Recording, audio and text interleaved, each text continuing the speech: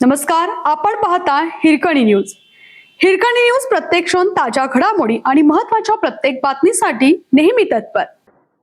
सांगलीचे नायब तहसीलदार दादासो पुकळे यांची डॉक्टर मुलगीचे अपघाती निधन.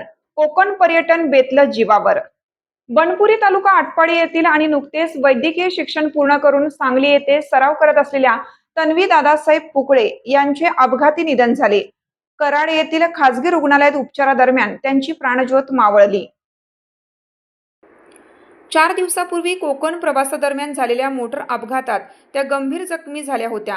त्यांचे वडील दादासाहेब पुकळे हे आटपाडी तहसील कार्यालयात नायब तहसीलदार म्हणून कार्यरत आहेत. मिळालेल्या माहितीनुसार दादासाहेब पुकळे कुटुंबियांसह कोकणात पर्यटनासाठी गेले होते.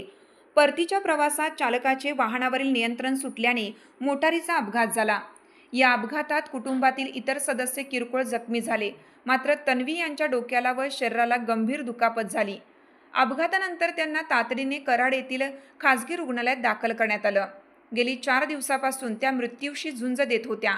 डॉक्टरांच्या पथकाने शर्थीचे प्रयत्न केले, मात्र उपचाराला अपेक्षित प्रतिसाद न मिळाल्याने त्यांचे निधन झाले. त्यांच्या निधनाने बनपुरीसह परिसरात हळहळ व्यक्त होत आहे. आपल्या हिरकणी न्यूज चॅनलला लाईक करा, शेअर करा आणि सबस्क्राईब करायला विसरू नका. आणि रहा अपडेट.